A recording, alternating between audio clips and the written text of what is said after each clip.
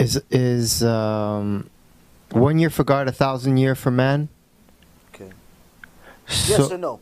okay, so we are coming. So we're in the 6th day then. Oh, Ken. And the 7th day is like eternal Shabbat then. Ken. So we're in like, okay. So we're a few hours away from eternal Shabbat. Shabbat. And Mashiach is coming before Shabbat comes in. Before Shabbat. So there's like 220 years about. No, Shabbat doesn't come in at midnight. The year 6000 is midnight. Midnight. Right, midnight. Day doesn't start at midnight. In Judaism, the day starts at night. Right now, the day starts, the new day starts right now at around 6:15 p.m. Shabbat comes in at 6 o'clock. Right, that's what I mean.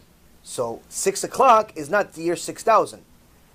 It's much, much before that. The year 6000 is the equivalent of midnight of the new day. Oh, midnight. Right. So right now... Midnight is secular though, no? With day and night. 24 hours a day. 24 hours a day is within Judaism also. We have different minute system, but it's still 24 hours. Oh, we have a different minute system? Yes, different minute system. We have the biblical minutes are different. Oh. The minute system changes for Judaism throughout the year, depending on when the night comes in. Sometimes Still 60 minutes? No. No. No, it's not 60 minutes. So why... the first time I'm it is, hearing sometimes about it's this. not. Go to Gemara Masechet Rosh Hashanah. Why we don't have Jewish watches? We do. You have applications that tell you exactly when Shabbat comes in, when the holiday comes in, and it changes. But it's converted to secular time. Right. You also have a Jewish calendar. Jewish calendar is different than So there are no Jewish watches with Jewish time? 12 hours a day? It's not necessarily Jewish time per se, as far as it's not going to say in Jewish time it's 12 o'clock, but in secular time it's 1 o'clock. No, it doesn't say a different time, but that time has a different presentation within a day, a different significance within a day. There's an entire Gemara tractate about it, Masechet Rosh Hashanah, that talks about it because our calendar system is different than the Goyim. Their calendar system is based off of 365 days. Okay, the rotation of the sun. We are based on a moon, which is 30 days, 360 days.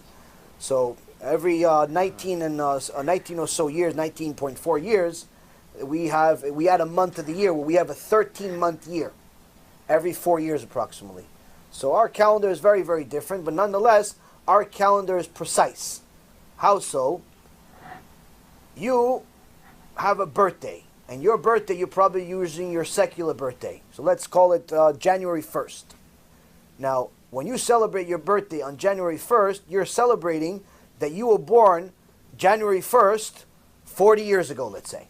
Right? On the same day, 40 years ago. Let's call you 40 years old. I have no idea how old you are. So let's say it was 40 years ago. You're celebrating on January 1st that you were born exactly 40 years ago on this day. That's wrong. You weren't born 40 years ago exactly on this day. Your Hebrew calendar birthday is, if you celebrate your Hebrew day, you were born 40 years ago exactly on that day. But that date, although will always be the same in the Hebrew calendar, will rotate in the secular calendar because of the change in dates every year.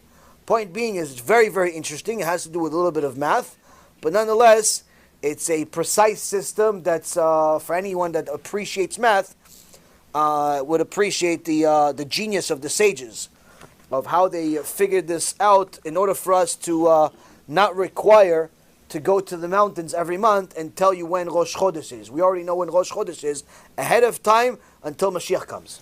We know when Rosh Chodesh is going to be until the end of the world. You see, Mashiach is here. Mashiach is in every generation. There is a soul that's a potential Mashiach, meaning a soul that has the ability for Hashem to turn it on and make it Mashiach. Every generation does. Whether Hashem turns it on or not, that's his choice. But one thing I can tell you is that we are at a point where we're out of time, meaning that it says that Mashiach will come before Shabbat. Not before Shabbat the day, but before Shabbat the year. So even if we look at, let's say, each 1,000 years is one day, so that means 5,000 years we've completed 5 days. We've completed Thursday. So now we have 780. 780 already is the part of Friday. So 750 is 3/4 of 1,000. So that means that 18 hours out of 24, 3/4 of 24 hours have elapsed. That's 6 p.m. already. 6 p.m. already. But then we have an additional 30. Additional 30. Every 41 years approximately, I did the math one time, every 41 years is an hour. So that means that we are somewhere approaching almost 6:45 p.m. on Friday. In the biblical calendar, in the Hashem's calendar. Friday, 6:45 p.m. approximately. So that means, Rabotai, Shabbat does not come in at midnight. Anywhere in the world. Shabbat comes in average 7, 7:30. Let's say you want to call it late Shabbat in France, 8 o'clock. You don't have that much time. You don't have that much time. Point being, it's going to be in our lifetime. So we don't put an exact time frame on when Mashiach can come. He can come tomorrow, he can come next week. Whenever he comes, B'ezrat Hashem, hopefully we're ready. But nonetheless, Rabotai Kareem, it's important for us to already start getting ready now. B'ezrat Hashem, this will give us the chizuk that we need to get ready for Mashiach.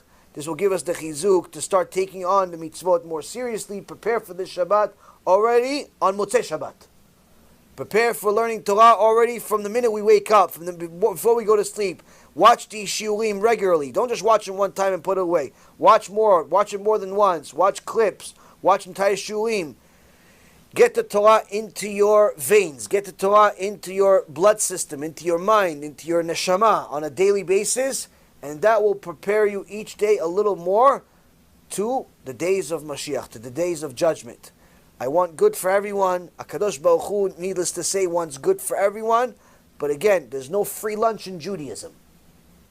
Please take this advice, use it, take HaKadosh Baruch Hu seriously, and I promise you, you will have only miracles and good things happen as a result of it. Sometimes it's right away, sometimes it takes a few years, but nonetheless, you will always win in the end, especially the end that's called eternity.